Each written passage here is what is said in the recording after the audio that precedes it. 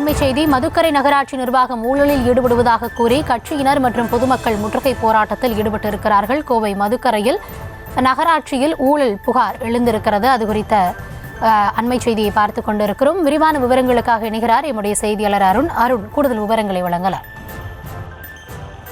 வணக்கம். அதாவது கோவை மாவட்டம் மதுக்கரை நகராட்சியை பொறுத்த வரைக்கும் 27 வார்டுகள் உள்ளது. இந்த 27 வார்டுகளிலும் பொதுமக்களுக்கான மேம்பாட்டு பணிகளை மேற்கொள்வதில் மாநகராட்சி, அதாவது நகராட்சி நிர்வாகம் அதிக அளவிலான முறைகேடுகளில் ஈடுபட்டிருப்பதாக அதிமுக, பாஜக உள்ளிட்ட பல்வேறு கட்சியினர் இணைந்து பொதுமக்களுடன் தற்போது இந்த நகராட்சி அலுவலகத்தை முற்றுகையிட்டிருக்கிறார்கள்.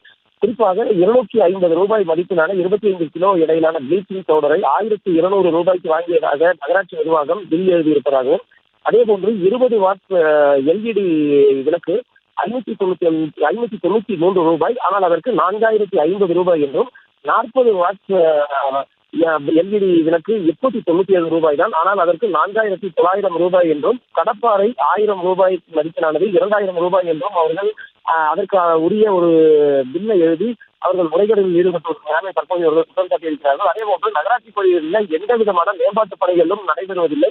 அதே போன்று இங்கு இருக்கக்கூடிய ஏதாவது கட்டங்கள் கட்டும் பொழுது அதற்குரிய அப்ரூவல் வாங்கினால் 50,000 ரூபாய் அதிகமாக லஞ்சம் கேட்பதாகவும் இவர்கள் தற்போது குற்றம் சாட்டியிருக்கிறார்கள். இது குறித்து ஏற்கனவே நகராட்சி நிர்வாகத்திடமும் இத்துறை சார்ந்த அமைச்சர்களிடமும் இது தொடர்பான புகார்களை அளித்தும் எந்த விதமான நடவடிக்கையும் மேற்கொள்ளப்படவில்லை.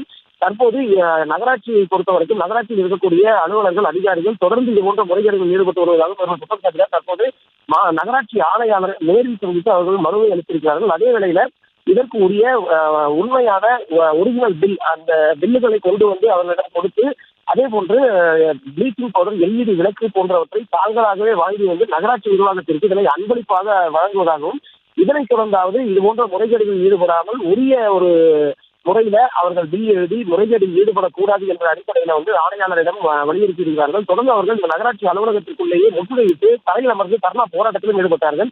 இதன் காரணமாக இது ஒரு மிகப்பெரிய ஒரு பரபரப்பான சூழல் ஏற்பட்டது. தொடர்ந்து காவல்துறையினர் இது மதுக்கரை காவல் நிலைய போலீசார் அவர்களிடம் பேச்சுவார்த்தை நடவடிக்கை எடுப்பதற்கு பேச்சுவார்த்தை கூறியிருக்கிறார்கள். அதன் அடிப்படையில் தற்போது அவர்கள் தற்காலிகமாக இந்த போராட்டத்தை கைவிடுவதாகவும், தொடர்ந்து இதே போன்ற முறைகேடு தொடரும் பட்சத்தில் தொடர் போராட்டங்களை அனைத்து பொதுமக்களையும் ஒன்றிணைத்து மிகப்பெரிய அளவில் போராட்டத்தை நடத்துவோம் என்றும் அவர்கள் தெரிவித்திருக்கிறார்கள்.